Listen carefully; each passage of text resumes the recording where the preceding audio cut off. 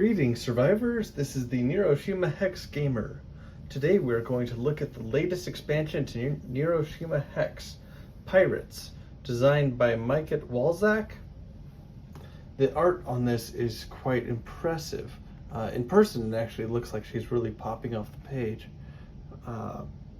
She's got a cutlass. I really like the blend of this modern firearm. And then also, this monkey with the eye patch is just fun. So on the back it says, above the Caribbean islands that were to be ruled by King Taint and Queen Nia Jungle, a pirate flag has flown. The gangsters of the seas are coming with an explosive surprise for the land rats. Anyone up for a little sightseeing and fishing cruise? So, all I've done is taken off the plastic.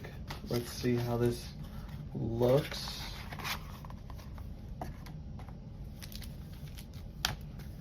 So of course we've got the rule book, which we will get into in a little bit. Of course the English rules and the Polish rules. I don't know how to read Polish yet, so we'll set that aside. Okay. I love this artwork. And it blends in so well with Neuroshima Hex, and yet it's very uniquely piratey. Oh yeah, this is going to be so much fun. Okay. So tokens, skull and crossbones, which is of course appropriate. I mean, simply on theme alone, I could very much have this be one of my top armies. So an HQ with a ranged attack. And this water symbol here, the boat symbol. Drift. Units with the drift trait can only be placed and exist on water spaces. At the end of a battle, simultaneously move each unit with the drift trait to the next water space in clockwise order. You may also rotate the unit in any direction. Units with the drift trait are unaffected by any other effects that change placement of tiles. For example, move, grab, or push back. Okay, that's going to be fun. See how this plays. Okay, we've got the mother tiles, which means you can take another turn after the initiative that you're in. Net, which makes sense, for some wound tokens. Add that to our big stash. Saboteurs that do -1 to the enemy units in these 3 directions.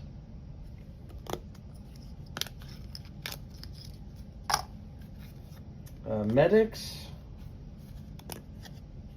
that heal, displace a wound, being able to ignore a wound.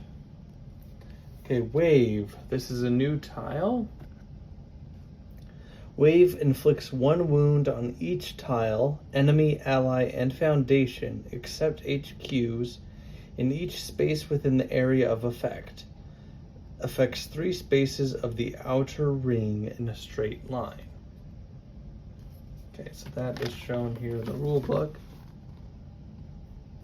3 spaces in the outer ring in a straight line.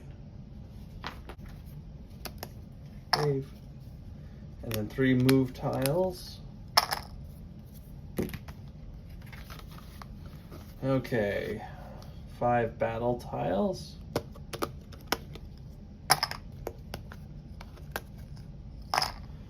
Okay, we've got some new ones.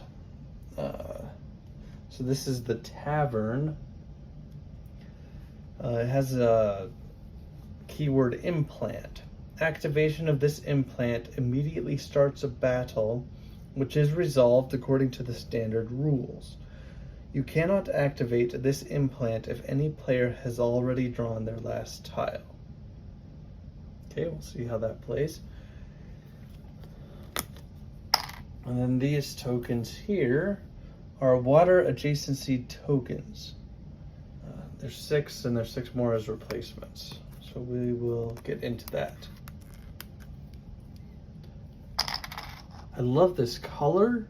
This blue is just stunning. And then, of course, again, skull and crossbones. Yeah, this is going to be so much fun. Okay, a couple of officers. They give +1 to melee attacks, or melee strength, not number of attacks. Okay, some more water adjacency tokens. And then we've got, these guys just look so cool. Okay, so starting up here, this guy looks like he's got a water gun, which that is the name of his unit. He has a special ranged attack. He hits all enemy units in the line of fire. Adjacent target gets 3 wounds. Target 1 space away gets 2 wounds. Target 2 spaces away gets 1 wound. Targets 3 or more spaces away do not get any wounds. No bonuses increasing firepower have an effect on water gun. Armor protects from the water gun attack in the normal way. So it's similar to shotgun in New York. Again, let me get that really close. I mean, this art is magnificent. Look at the detail on that water gun. That's so cool. Okay, next unit. This is the harpoon. Has 2 melee attacks here and 1 ranged attack there. It has drift, which we read before. So grab, once each turn it may grab an enemy unit that is 1 space away from the harpoon and move it to a space adjacent to the harpoon. The grabbed unit may only move exactly 1 space. If there is more than 1 available space adjacent to the harpoon, the enemy chooses where the grabbed unit is moved. The player of the grabbed unit may turn it during this move. We did see grab in Beasts last year, but this is really, really thematic. Shoot him with a harpoon, drag him in. That's gonna be so much fun. Okay, another harpoon. And then this guy with a hook. Boss man, melee attack in the one direction, 0 initiative, and boarding. That's what this new symbol is here. The moment the boss man is placed on the board, the active player may initiate a battle. The battle ends the active player's turn. Boarding cannot be used if any player has already drawn their last tile. So from the moment it gets placed, the moment it gets placed on the board, a battle can start. That's pretty sweet. And because you can start a battle, you can set him in a place where he won't get hit or taken out. In some ways, this guy kind of reminds me of Long John Silver from Treasure Planet. Kind of the mechanical arm. Oh, this is going to be fun. Okay, finally we've got, of course, the blank tile. Punch that out, save that for later. We've got these extra 6 water adjacency. Oops, I should be showing this. Tiles. Okay. Up here in this corner, the female on the front of the box is a smuggler. She has a melee attack and a ranged attack. 3 directions of attack, 3 of the unit. Powerful, strong.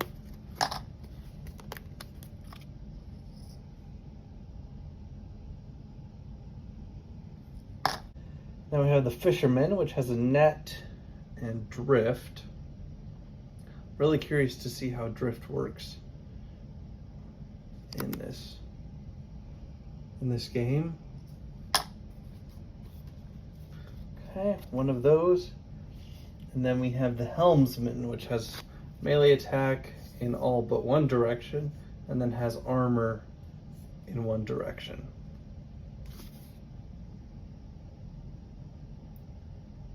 Again, that art is just awesome. This is some of my favorite art in the whole game. Okay, 3 of those. Then we've got 2 of these people on ski boats. Motorboat is the name of the unit. Ranged attack, double strong with the armor, and then again with drift.